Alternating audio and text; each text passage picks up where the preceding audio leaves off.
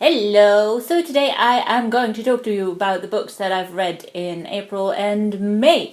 It's not really something I've done on this channel before. Usually I would just write recaps and mini reviews of the books that I've read, and not even those very regularly, but I kind of feel like it might be nice to talk about them instead. So here I am, booktube, am I right? Oh god, that was horrible. I read 8 books in the last 2 months. I kind of went through a period where I almost finished a book a day and then nothing for 2 weeks, and also suffered through 2 reads for uni, which was terrible because they were terrible. So I want to say this is usual for me, but in June I haven't finished 1 book so far or even looked at one, so I don't know, man. So the first book I finished in April was Sweet Tooth by Ian McEwan, the first of the 2 reads I had to do for uni. This is for a course on metafictional storytelling, which is incredibly interesting. Basically, what metafiction is a story that acknowledges that it's fiction within the stories. Those movies or plays that do a lot of fourth wall breaks, that's metafiction. So Deadpool, for example.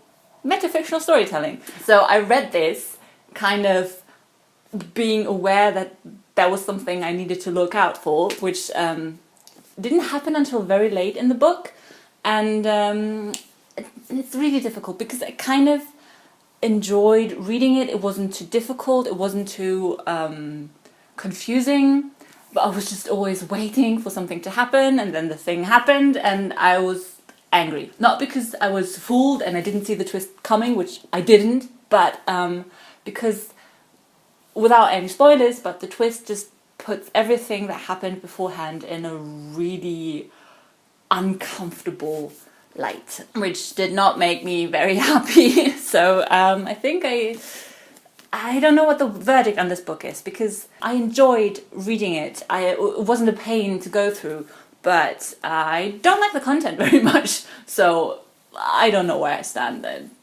Torn, very torn. So the second book I read was Aisha Malik's The Other Half of Happiness, the sequel to Sophia Khan Is Not Obliged.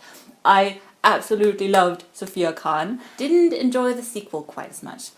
There were just a lot of miscommunications and lots of secrets and lots of lies, and that shit riles me up.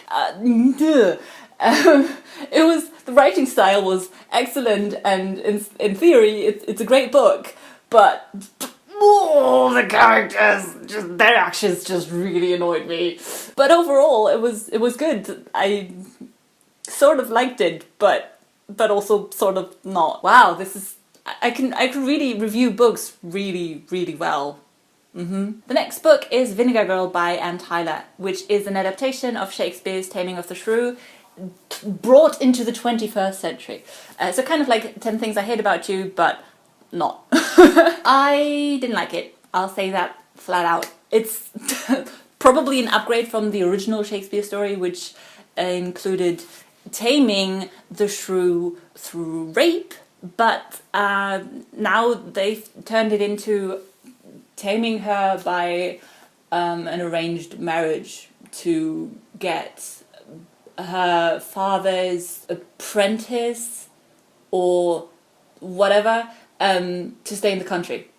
And the whole book throughout I kind of felt like, just Jesus, give that woman some agency. I mean, she has agency and she makes her own decisions, and the decisions are probably not what I would have chosen in her situation, but no, I didn't like it. I will stick with 10 Things I Hate About You as my favourite adaptation of Taming of the Shrew.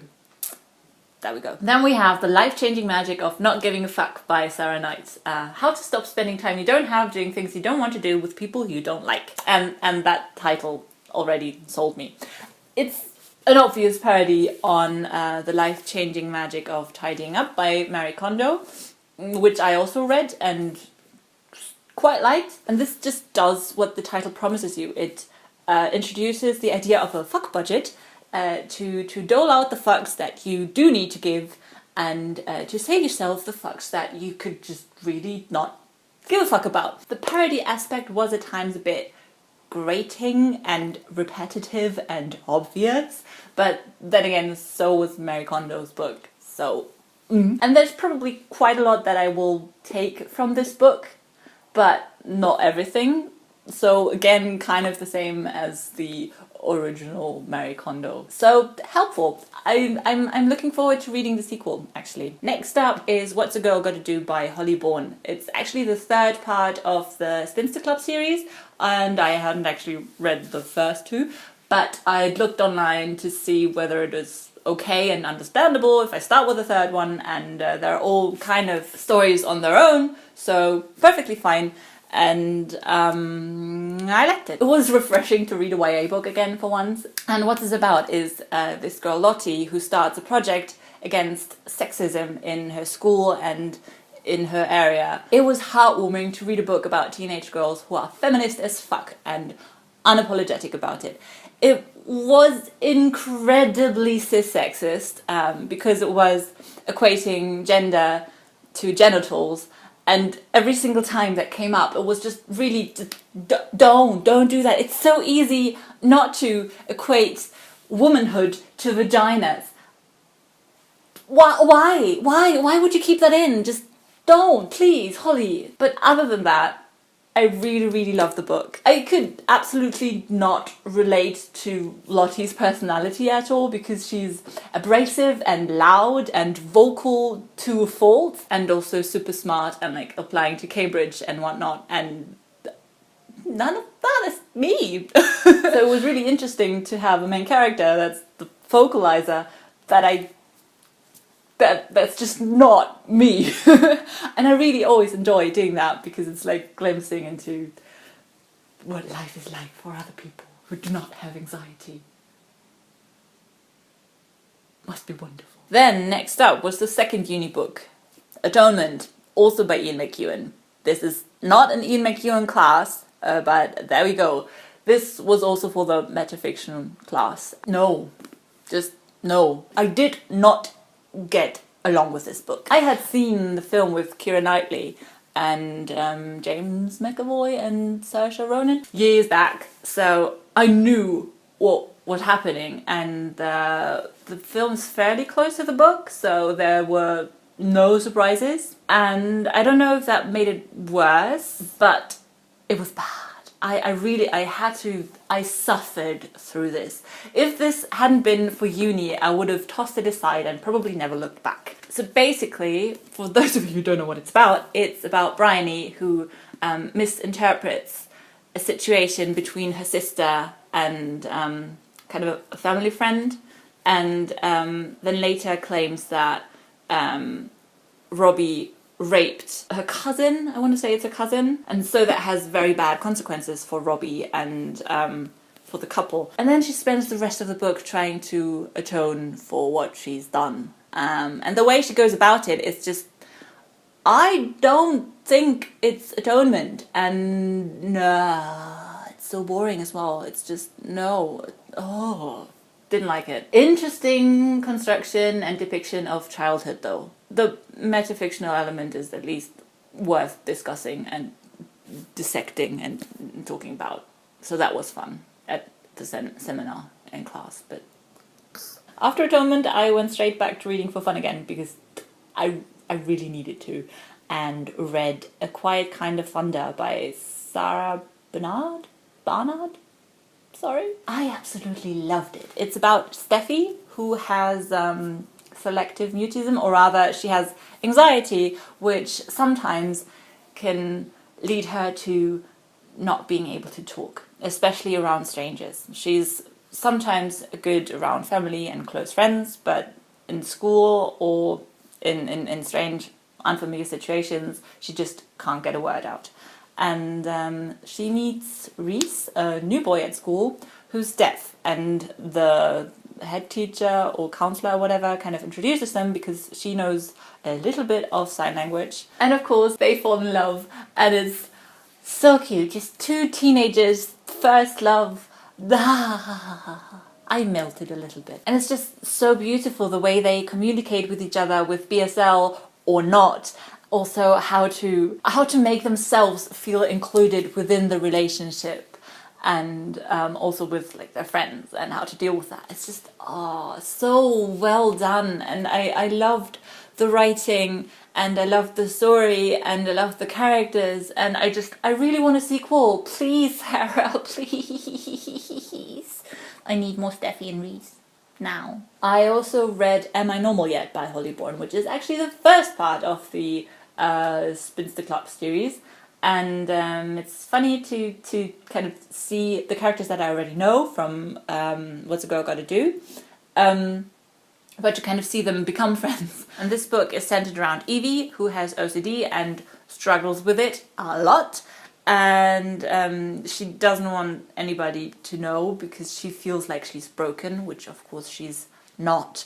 But it's really interesting because you don't often see someone in a book represented with a mental illness that's in the middle of treatment, in the middle of talking to their therapist, and they already kind of know their coping mechanisms, but they also kind of still really struggle with it, and that's a real thing, that it's okay to struggle on your journey to become better, and that's a very real thing. Books are usually either about healthy people or people who've just finished their therapy and they're healed now forever, or they have their big breakdown and they start therapy, and we kind of can follow their journey of how they find one or how they accept that they need help. So it was really interesting to see the story about a girl who's already been there, but she's still struggling, and that's also totally valid. And OCD is also one of those mental illnesses that gets really misused a lot in everyday conversation. Just because you like to clean a lot does not mean you're so OCD. It's just not a thing, and that's also something the book brings up, and I really appreciate that.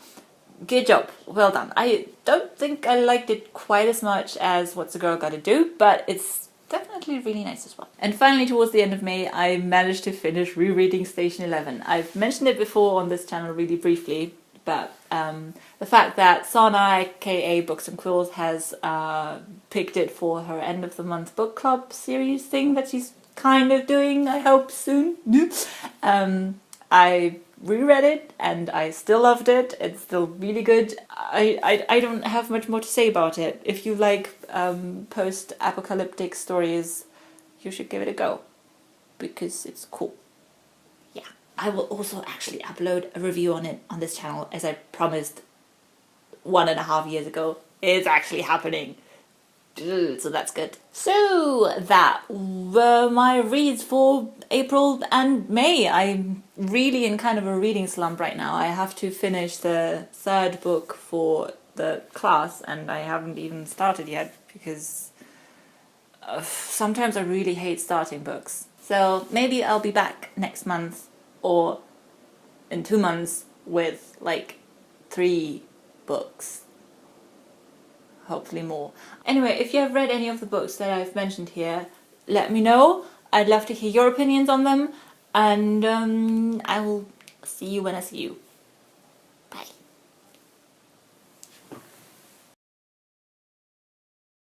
The first book I finished in April was Sweet Tooth by Ian McEwan. I do have it somewhere. Metafictional storytelling. If you don't know what that is, basically... yes. Paul was Sweet Tooth by Ian McEwan. First book I finished in April was Ian McEwan by Sweet Tooth. No. It's a narration...